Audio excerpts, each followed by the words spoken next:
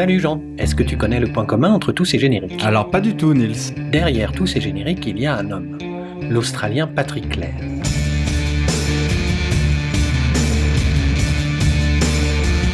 Ah si, Patrick Clair, bien sûr, c'est lui qui a réalisé le générique de The Night Manager et de Daredevil. Il a eu 2 Emmy Awards, un pour le générique de la première saison de True Detective en 2014 et un autre pour celui de The Man in the High Castle en 2016.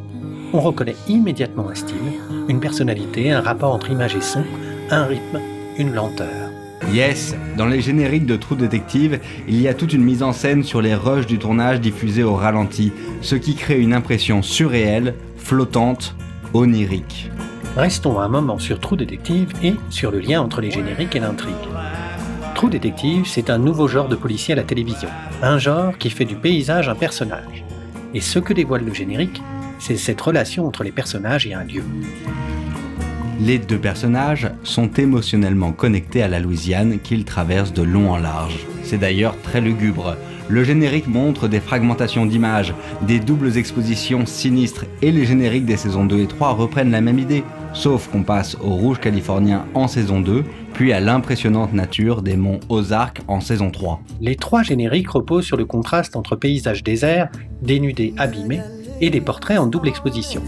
True Detective ajoute l'humain, son drame, sa faiblesse, ses troubles à une nature désolée ou aride qui lui répond en écho. Ce qui est intéressant, c'est qu'on s'appuie ici sur des éléments extérieurs à la série, des références photos et une bande-son qui accompagnent parfaitement l'intrigue. Car ces génériques sont de petites œuvres d'art en soi que tu peux presque voir indépendamment de la série, une merveille de cohérence. Ah mais ça c'est la touch Patrick Clair. Dans The Man in the High Castle, tu as le jeu sur les cartes, sur les monuments emblématiques des États-Unis, sur des images d'attaques aériennes, et puis sur la chanson Edelweiss qui vient d'une comédie musicale américaine des années 50. Que des éléments extérieurs ajoutés, une réinterprétation. Exactement. Et dans le générique de la saison 1 de True Detective, cela commence avec une photo de Robert Misrak, Sugarcane and Raffinery, tirée d'un livre écrit avec Kate Orff, intitulé Petrochemical America. En saison 2, ce sera un autre photographe, David Maisel, avec cette même idée de la beauté naturelle et de la catastrophe humaine. Mais cette fois, les photos sont aériennes au lieu d'être à hauteur d'homme. Si tu écoutes bien, les textes de la chanson mêlent aussi paysages et personnages.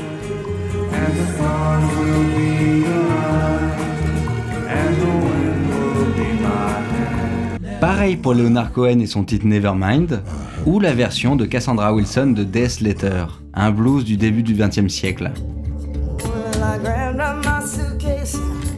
Une dernière chose, ces génériques contribuent toujours au récit, qu'ils l'expliquent ou qu'ils l'anticipent. Ah bah bien sûr, je te vois venir Nils. Dans The Man in the High Castle, le générique présente une dystopie dans laquelle les nazis ont gagné la guerre. En fait, le générique fonctionne comme un prologue. A l'inverse, les génériques de True Detective anticipent le récit, révèlent mais sans trahir des bribes de l'histoire à venir, comme dans un autre de ces génériques, celui de The Terror en 2018.